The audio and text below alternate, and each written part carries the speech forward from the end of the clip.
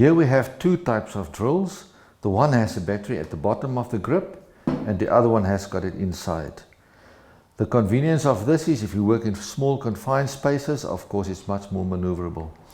We have to charge these batteries before we can operate the drill. So let me show you how to take them out. This one has got a tab in the front.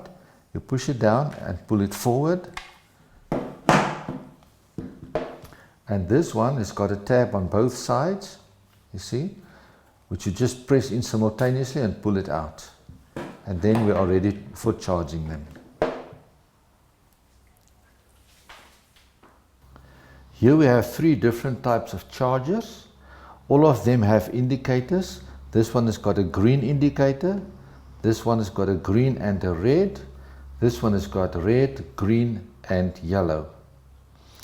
That one does not have an indicator showing that the battery is malfunctioning. This one has got a red indicator. If the battery is no good anymore, that one will light up. And this one has got a yellow one there that will light up when there's something wrong on the battery. When you push that one in there, the indicator will start flashing. Once it's full, it will remain green, not flashing anymore. The same with this one.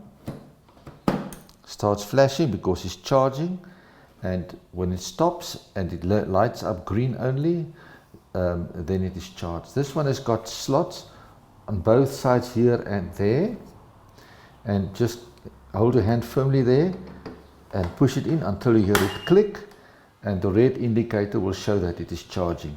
When it is full, the green one will light up. Now we can see the green light is not flashing anymore, so that means it's fully charged. That one as well, and this one is still on its way. Incidentally, I once found that this charger was not charging anymore. I just opened it at the bottom and replaced the fuse. So if you see that happening, just see if they have fuses. Don't replace them unnecessarily. Okay, so let's take them out. Hold it there. You will see this one has got that little tab there. Just push it up and you can pull it back. It's done. That one can just pull it out. That one is done, and that one we still have to wait because it's not full yet. To insert the batteries is quite simple. You just slot them in like that, you can see, until you hear the click. And the same with this one. You can see where the contacts are over there by that spot. Turn them around and click them in. Okay.